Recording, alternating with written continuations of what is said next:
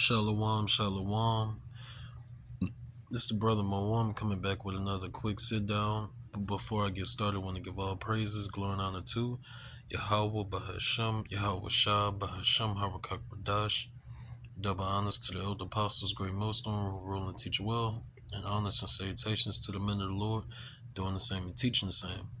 Okay, this is another famine sit down. All right, prophecy of famine of what? Food and water. Okay. So this is a video put up 13 hours ago by Dabu 7. Okay. So we're gonna play this clip, the whole thing, and get some precepts and close out. All right. What's going on, guys? D7 back at you. I want to talk about the situation that we're in here. It seems like no one else really wants to. We just had a congressional hearing where our farmers went before Congress and basically told them that if something doesn't give, we're done for. We're in real trouble. They say that if checks are not cut, basically the government keeping our farmers alive, that they're going to die out. And one guy stepped up and said, look, I've been doing this for, 40, 50 years, and we're using equipment that is 50 years old. And it used to cost, when we were kids, $20,000 for like a combine. Now it's $100,000, and they're getting no help whatsoever. So this seems to be a critical issue. A lot of people sleep on this whole thing because they just feel the stores are always going to be stocked with food. What they're saying is that these tariffs are killing them. That without the tariffs, they're able to ship their goods around the world to other places. But with the tariffs, it's causing places like Brazil and other countries to undercut our farmers, meaning that they'll be stuck with it. And if they don't have people to buy it lined up here, then things can go bad, the product can go bad, and it causes a huge issue. They're saying that like a third of our farmers could be wiped out by next year if they don't get the money or the funding to help keep them in business. And that's pretty big. When you look at somewhere like Las Vegas, economically, with jobs, the housing, everything happening there, it's a disaster unfolding in itself. You're talking about no jobs. You're talking about an older generation of people that have homes there trying to rent homes, but yet people are not showing up to spend money. Vegas expected to dry up big time. And then when it comes to the water rights issue and all that, not good for Vegas. So many different towns and cities facing these dilemmas, facing the job crisis, facing the farming crisis, and yet nobody seems to care until it's too late. But we're in trouble, for real. We're in big time trouble and a jam here. And unless the people come together to work something out or get something going here, it's always running back to the government. That's exactly what's happening now.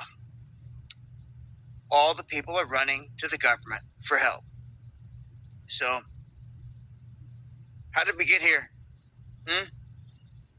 What led us down this path of destruction? Because just another year or so, and it's totally over. The farmers are going to be done. The jobs are dropping off a cliff. The businesses that have been here for generations are bankrupting left and right. Everyone wants to act like it's not going on. It is. This place is falling apart. The death of America right before your eyes. And like no one's doing nothing. Join me on the live streams where I'm talking about this in greater detail, trying to figure out ways where we can overcome all this. We got to do something, y'all. Time's ticking. Hope to see you on the live shows. Much love.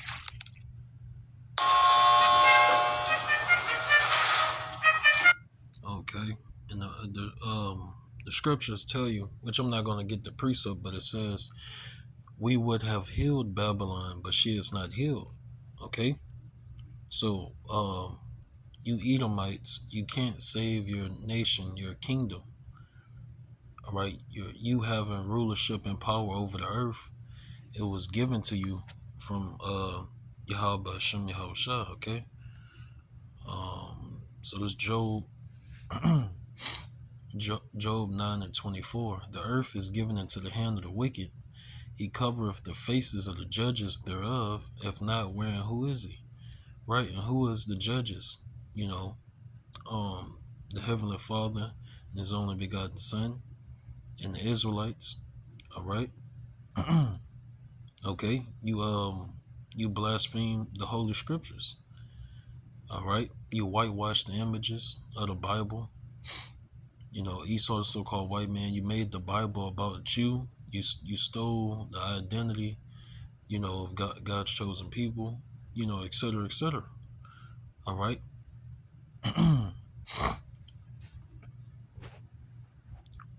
So let me go back to that precept I just had, and I ain't gonna make it long. All right. So a famine is coming. Okay. The one thing, you know, the Lord, Yahweh Shem Yahweh promised is that the Lord is going to bring a famine of food and water, you know, and resources in these last days. Okay. These are one of those plagues and signs of the end times. All right. So this is going to take place before the Lord come back. Okay. So food is not going to be no more food, no more water. Okay. And for you smart guys out there that always got a rebuttal for something, you know, it's not going to be that easy to be going out here hunting, you know, hunting deer, you know, hunting game, you know, for food. Okay. All shit, you know, have you been looking in the news? You got animals are being sick, animals are walking around with different viruses, you know, that the world has never seen before. Okay. And it's, you know, the lord uh the Lord controls, you know, if you're going to catch a deer to, you know, today or not. Okay. So Yahweh Shem Yahweh Shah um is not going to allow you to prosper. Speaking to you 2/3. Okay. You know, and you heathens as well. The Lord is not going to allow you to prosper. Anything that can go wrong will go wrong. All right. In these apocalyptic times. So if you don't have spiritual protection from the Heavenly Father and His only begotten Son, Yahweh Shem Yahweh Shah, and they got their angels watching over you, if you don't have the Lord in your life, you're not going to make it. Okay. You know, you're not going to make it. You know, case in point, you know, the guy, the outdoor boys. Okay, he knows a lot of survival skills, but he's not going to survive Jacob's trouble. Okay, because anything that can go wrong will go wrong. Okay.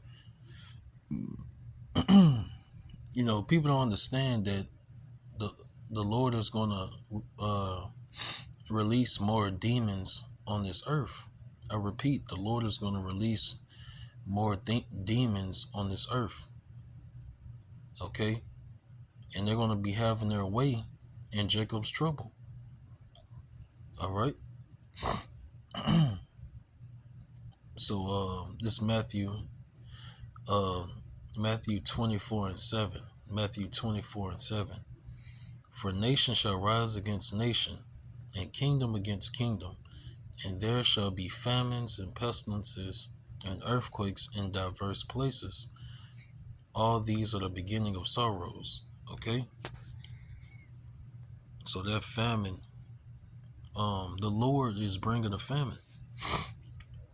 You can't stop it. Okay, everybody see it coming. That's paying attention, but they can't stop it.